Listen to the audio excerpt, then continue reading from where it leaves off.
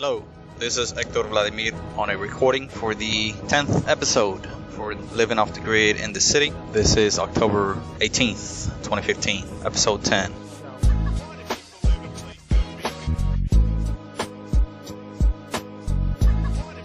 Today I'd like to cover one topic at least called, is it possible to live off the grid using alternative energies? Yes, I'm moving on to the next phase, moving from naming and listing and sharing all the disadvantages and advantages of living off the grid and moving into how to live off the grid. Again, so a quick refresher reminder of what it means to live off the grid. It is a way of life, a situation, a state, status of any individual or individuals in which they choose to attempt, not necessarily be off the grid, but attempt and make effort to be off the grid, off the power grid, electric power, any kind of utility charged, utility bills, or utility dependence. It's the attempt to be free from any type of dependence on an outside source of energy, outside source of goods and utility services, whether it be, again, water, power, paid television services, paid telephone services, you name it. Living off the grid is an attempt, a way of life to deny or quit or to denounce this type of dependence.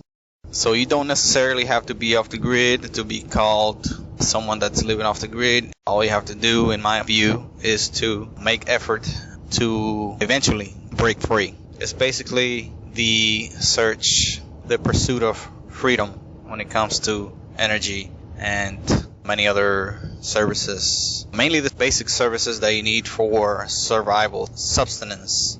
Again, why do I think everyone should pursue this end? The reasons are many. The main reasons, as I mentioned, are because it's highly immoral, it is highly abusive, and it is highly unfair for any person, any company, to hold you hostage to pay them so you can basically survive, so you can feel comfortable enough for you to do other things, for you to have water available, for you to have food available, electricity available. It is, if you think about it, very, very abusive and unfair for someone to basically make you pay for those things, force you to pay for those things, because they know you need it and they're holding it back from you. They're holding it away from you and just rationing it to you as long as you pay.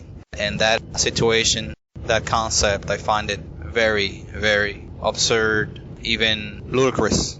So moving on to the topic of today's show, is it possible to live off the grid? I say yes, it is very much possible. You ask yourself, depending on the area that you live, how is it possible? Why don't I see an army of other people living off the grid right now? What's holding them back? Why does it seem to be so difficult? Why does it seem to be so expensive? Why isn't everyone, or at least a large portion of the population, catching up with this sort of lifestyle if it's so good, if it's so readily available? And also, as I mentioned before, this is because there are a repertoire of interests out there that they make it their job, their career, to make you believe that it is so hard and impossible to live this way, and they make it seem like the only way to live is the current way as it is set up, as I mentioned, with the utility services set up to where you have to work to pay for them. And I will tell you right now, this is not the case. It is right now possible to at least begin and make efforts to start detaching yourself from the paid grid system. Alternative energies are here. They have been here for decades now, and they are now more affordable than ever. I believe they are the primary way for everyone to live off the grid. Alternative energies are not only solar panel technologies, wind turbine technologies, and geothermal, as most people think. First thing that comes to their mind is a solar panel on their roof. This is far from being correct. Growing your own food, collecting water, saving energy any way you can. There's a repertoire, a reserve of many other options for you to be off the grid. You do not need a solar panel or many solar panels on your roof to be off the grid. You can have solar light collectors. You can have a combination of things. You can have solar water heaters, solar cookers. You can have gas, LP or natural. You can have wood. There's a large supply of alternative energies and other things that you can do to live off the grid and to be self-sustained. Is it difficult? It can be, especially initially in its initial phases. Can it be easy? You bet. Are there people off the grid in mass scale in many places throughout the world? Yes, there are. Look it up. It's on the internet. I believe that European countries in the EU right now are in very large part depending on alternative energies. Germany, Italy, Spain, just to name a few. France is catching up. And these are countries that do not get as much sunlight as some of the African countries, Southeast Asian countries, the desert areas, also in the Southwest United States. These areas get the type of weather conditions, climate conditions that are optimal for alternative energies. Wind, a large amount of wind, an endless, seemingly, amount of sunlight, and heat energy, whether it's air, geothermal, underground. Heat energy is something that's growing. It's a type of technology or industry that is growing for the alternative energy industry, and it's available en masse in many areas of the world. You may live in one right now. Just to briefly preview the answer to the questions, is it possible to live off the grid? Is it affordable? Is it accessible to me, the average person? I say very confidently, yes, it is available, it is possible. It is ready for you. All it takes is a little bit of effort, maybe more than a little, depending on your situation, your locality, but it's very much possible. I have been living off the grid in my own way for a few years now. When I say living off the grid, I'm not claiming that I live 100% off the grid, but I am attempting to reach that goal. I have a tentative deadline to reach 100% by summer 2016. It is now early fall 2015, so I'm on a time crunch right now. Very many things to do, very many milestones to accomplish, so I have a lot of work ahead, but I'm excited. This is the type of stuff that I live for, and I enjoy it. And I'm here making this small effort, doing this radio show to share the experience, to share what I've learned, and to also ask for your help through communication, through social media, email, the comment section of the videos I post, the blog, and many other ways. Next thing I'd like to discuss are some of the ways in which we can get off the grid, or at least start to get off the grid. And I'd like to start with solar. Solar is not only one of the fastest growing industries and technologies to get off the grid, but it's also among the simplest, more affordable, and readily available of the alternative energy technologies. Wind is pretty close, but it does take a bit more money, a bit more funds, a bit more effort, a bit more complicated technologies. Geothermal is much more complicated and expensive, yet still largely and very readily available in many areas. So I would like to focus on solar first, not only because it is the industry I am involved with at this moment, but because it is so simple, readily available, and increasingly cheap. Solar has got three main technologies. The use of solar energy is very much within us. It has been with us not only, as people may think, for decades. It has been with us since the beginning of civilization. Solar energy is with us whether we have a sunny day, cloudy day, storming day, snowing, you name it. We need and have been using solar energy as long as we have been here on Earth in its most basic terms. It's nothing new. I have read articles that mention the amount of solar energy that falls on Earth daily. I think the one I remember most readily is one that said 1 hour of solar energy that falls on Earth is enough to power all the technologies that humanity has created for 1 year. Just 1 hour of sunlight that falls on Earth. And I believe it may be more than that. It's enormous, the amount of megawatts that could be generated by 1 hour of sunlight. Of course, this is something that we can barely hope to capture. 1 hour of sunlight covering one face of the planet, facing the sun. 1/2 of the Earth getting sunlight is enough to power humanity's demand for electrical energy. For 1 year. So coming back to practical terms, it is very possible to harness sunlight in the area where you live to cover more than enough so you can comfortably live. Using electrical energy. It is that simple. Do we live outside of our means? When it comes to electrical energy here in the United States, absolutely. Most households use and waste massive amounts of energy. And of course that cannot stay the same. If you want to affordably live with electrical energy generated from the sun. As I said before, and as I will keep mentioning throughout this show, concessions will have to be made. Sacrifices are needed for you to affordably and ethically live off the grid. Because you cannot expect to live lavishly, wasting energy, and effectively and efficiently take care of the environment, use technologies responsibly, and share it with others.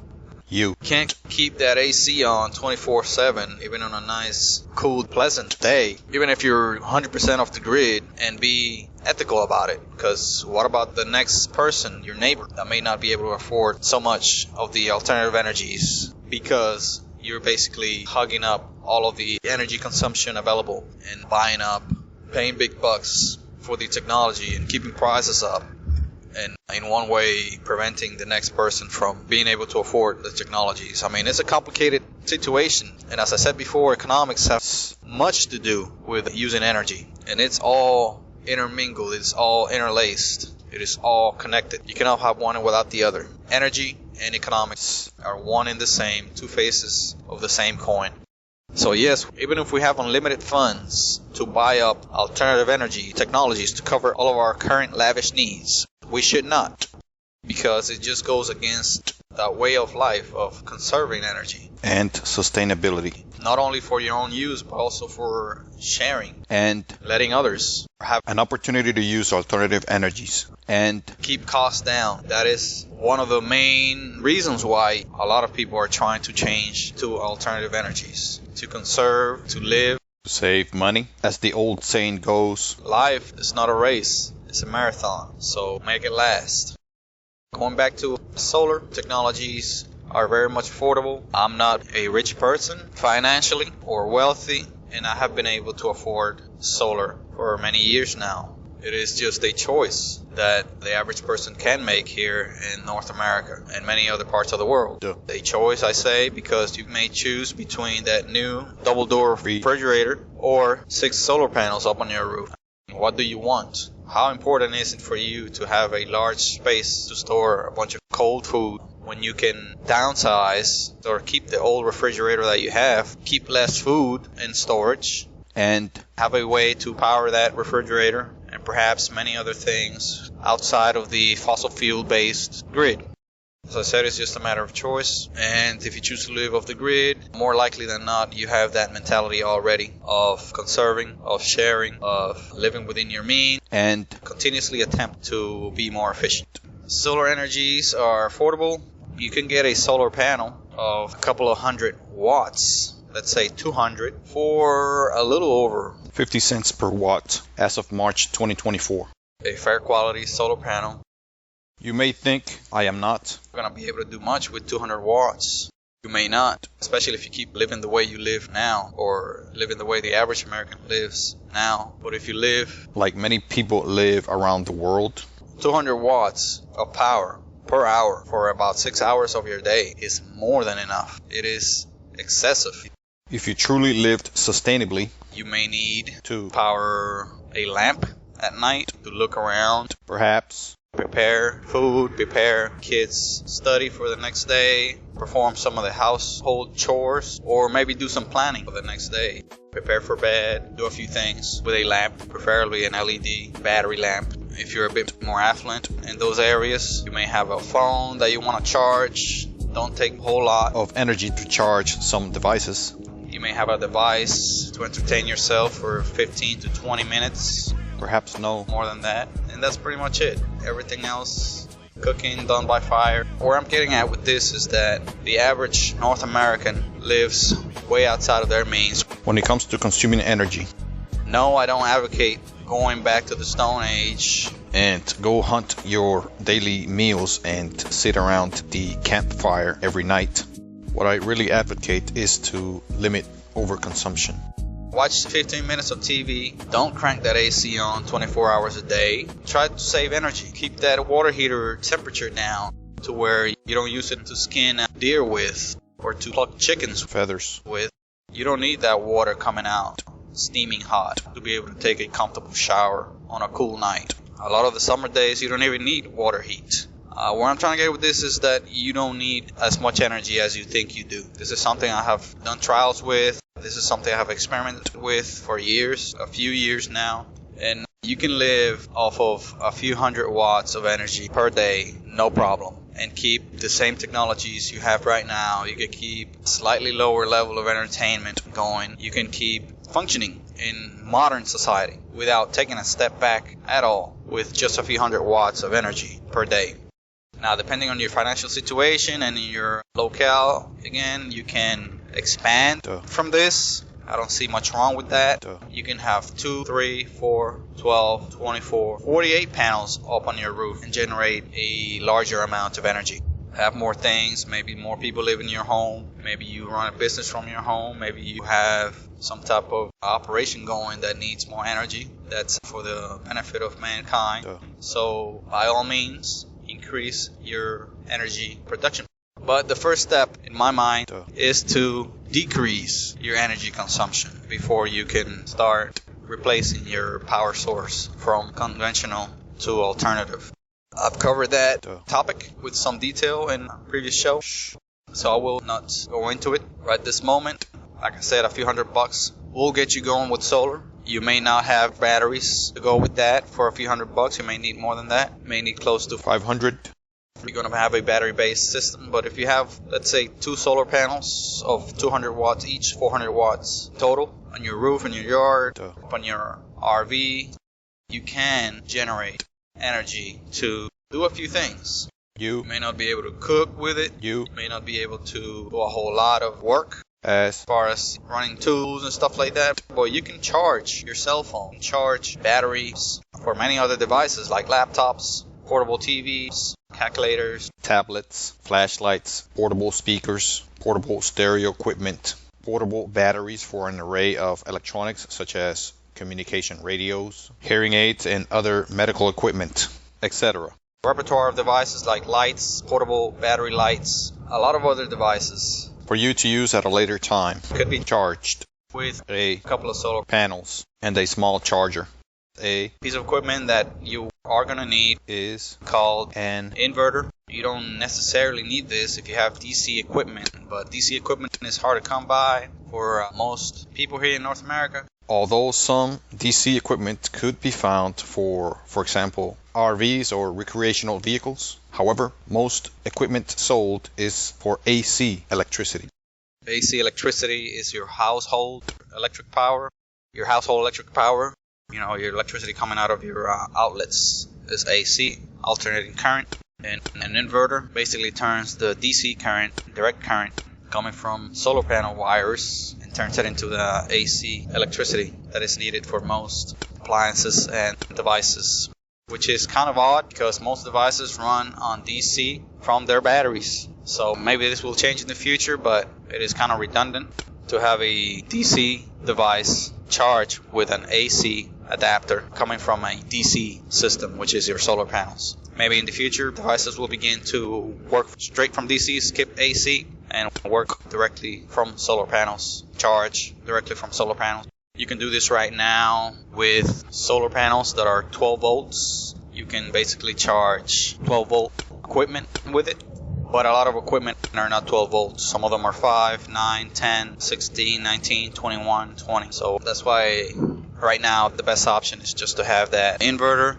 There's a wide range of inverters, technologies, brands, sizes, power ratings. So there's a very wide range of prices when it comes to inverters. For what I've seen, they could range from just $10 all the way to the thousands of dollars. This is mainly because of their power rating and the construction quality of it. An inverter that may cost you $10, $20 may just put out 100 watts or less. Just to give you an idea, a laptop usually runs on about 120 watts, even when charging, perhaps a little less when charging, maybe close to 60 watts or more, just to estimate the kind of investment that you would need to begin to live off the grid. Perhaps Most people here in North America, to begin to live off the grid, would require an inverter that outputs perhaps about 3,000 watts. and 3,000 watts probably won't cover a fourth of what the average American uses on a daily basis. But again, concessions will need to be made by persons that wish to be off the grid. You need to radically and very considerably reduce your energy consumption. It is just a necessity 3,000 watts at one time running is about the power required. by a microwave and a coffee pot put together, more or less. A Microwave does draw a lot of power. 3,000 watts, you can run several computers, several TVs, and about a house full of lights. Alternatively, 3,000 watts will run you a mid-sized window AC unit. Alternatively, and also 3,000 watts will run one hair dryer, or one large microwave or one large shop machine. These or similar equipment could be run with about 3,000 watts. at any one given point and go from there. There's virtually no limit how many watts of power you choose your inverter or inverters to run. You can have multiple inverters, as I have in my home right now, running to cover different appliances. You can have an inverter, for example, for your refrigerator, say a 4,000 watt inverter. for your refrigerator, You can have another one for your air conditioning unit. in your window, You can have several running inverters depending on your power use, or you could have one to cover a few things, run things one at a time. Don't run too many. power consuming things at once. These are a few ways how you can At least begin to get off the grid. 1, reduce your power consumption. 2, be conscious about what you're running at any given period of time. 3. Run efficient equipment, appliances, and electronics, preferably DC electronics. 4. Get large appliances and heat-producing electronics and appliances off of electric. And lastly, 5. Invest in reliable, affordable, and simple alternative energy technologies, such as solar, wind, and perhaps liquid propane gas technologies. You will need in today's current economic situation will need some financial investments to begin to get off the grid. Talk about here in North America, depending on your location, that may vary. But here in North America, you need the technologies that will help you live off the grid.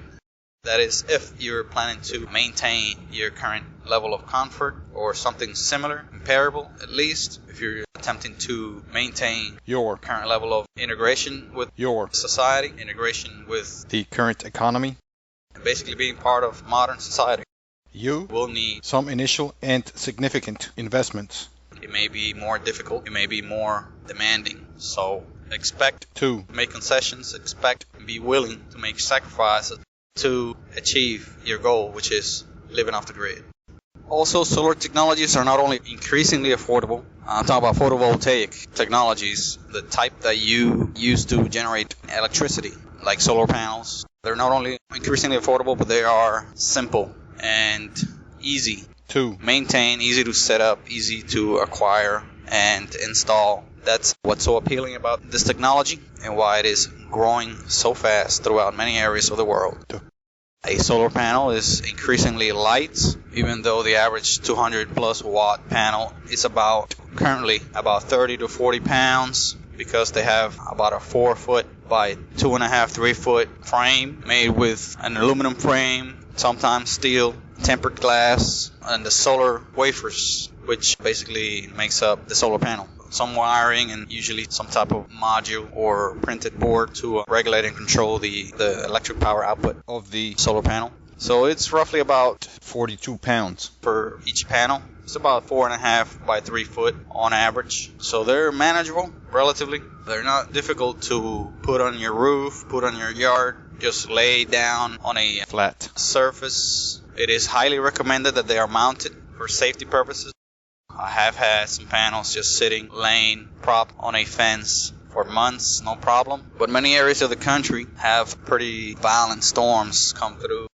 Wind, a lot of rain, flooding, so you may need to secure it and attach it to a sturdy and permanent or semi-permanent structure. It's very popular to see them on rooftops with a system of rails or racks, generally aluminum. They have brackets and hardware that are used to attach the panels to your roof. The rack or rail system is attached to your roof via L-feet.